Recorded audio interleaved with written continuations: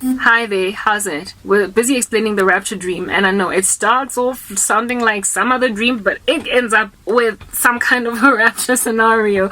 So hang in with me. So in the previous part, I was telling you guys about my feeling of foreboding when I arrived in Botswana, in this dream of mine, and how it is that I just felt like I had lost quite a lot. And there was also a strong sense of I didn't tell my family members. They didn't know.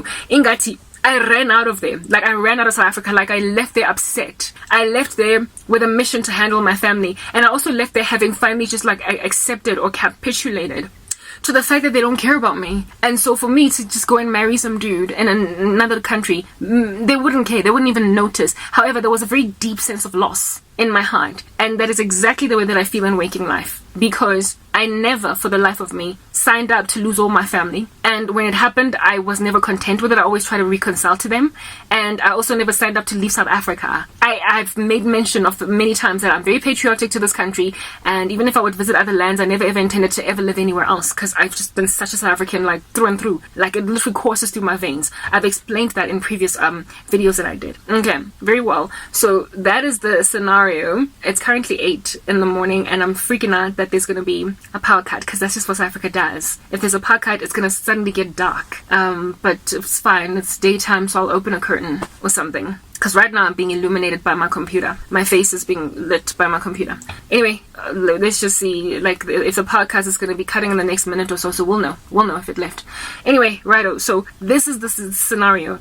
I find myself here, go Botswana. I've arrived. Immediate sense of foreboding. I greet everybody like, hi, what's going on? And my husband, right? Not husband. It wasn't my husband, it was my fiance. So how it is that I understood I met this man was the understanding was given me in the dream as soon as the dream commenced. Basically, I understood that I met him online, that he found me online, and I agreed to let him court me, essentially. I'm very iffy and sketchy about guys now, especially ever since that American dude that wreaked havoc. I don't just receive anybody sliding into my DMs. So if I have accepted, never mind communication with somebody on the DM space, but like a proposal altogether, after my traumatizing experience from the United States guy, then you must understand that this dude had to have flapped some pretty impressive peacock feathers in some kind of a courting, mating dance that would have won me over after all these other guys that DM me hit brick walls. I did a whole series, a video, explaining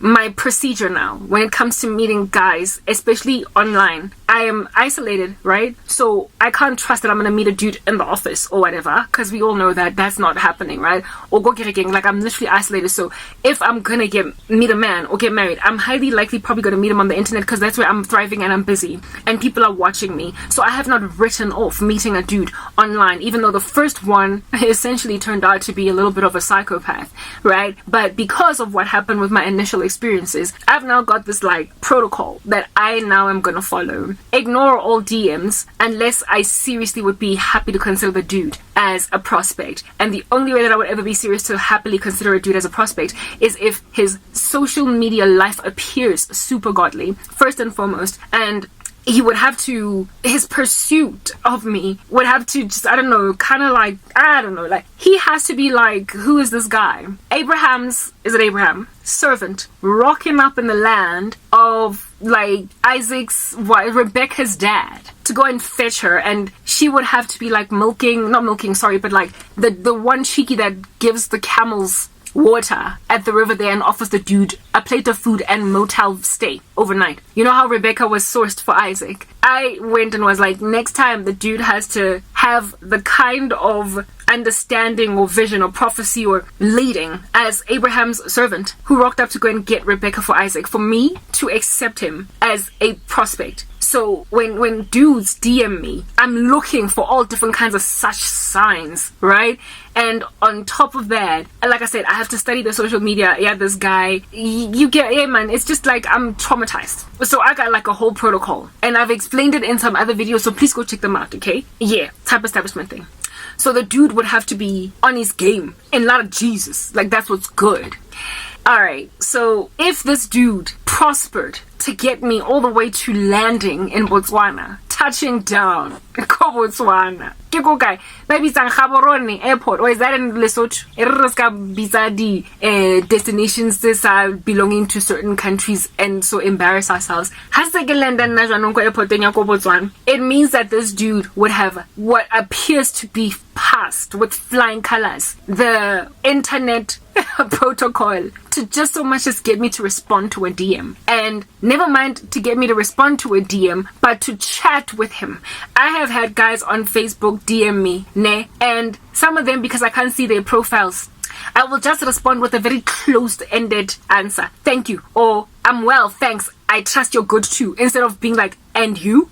Type establishment thing. And for me, it's like, if a man is from God and if he's the real deal and if he's lit, he will probe and he will probe. And if his account is closed, he will realize that I am antsy and freaking out right now because his account is closed, so he will open it just for me. Literally, I am asking for like Red Sea partations type establishment thing. Red Sea partings. Where a man is concerned, he's gonna have to really be led by the Spirit of God, if at all that's who God has set apart for me. Because I've been so tormented and so tortured by horrible men that I trust that the Lord will literally give me a Red Sea splitting experience where a man is concerned. Because I have tried providence and natural way of doing things, and I've just like literally given chances to entire charlatans. So we're not doing that, right? So this dude would have had to like split the Red Sea. He would have had to get me to open up in the DM space to beyond just like these closed-ended. First of all, I don't respond to DMs with guys just being like, hi there, unja, like just hello. I don't respond because to me it's like obatang, hello. Like a dude has to have like a whole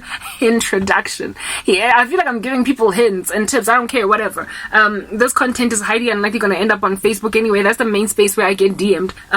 Type establishment thing, but this Okie would have to not only greet me, but he would have to lead with something. He can't just say hi and hope I respond. He would have to impress me sufficiently enough for me to respond to him. Happy to talk. And so what he talks to me when he opens his conversation has to be about my content, Christ, what he believes, what he thinks. He has to have like, I don't know, whatever, you get my point, right? So for me to land in Botswana, it means that this dude likely DM'd me leading in a way that made me respond to him positively. And even though I might have closed off like my response to him, he would have had to find a way to open it again. Like my responses that are like, fine, thanks, trust you are good too. I'm not like, and you? I'm not even trying to get you to answer. I'm literally telling you, I hope you're good. Let's leave it at that. He would have had to fight through those waters and still gotten me to speak to him and to get me to open up like a flower and now start having open questions, open-ended conversations that can linger, where now you're DMing each other all day and night because you're now in love. He would have had to crack past that barrier to get me to Botswana. Next part.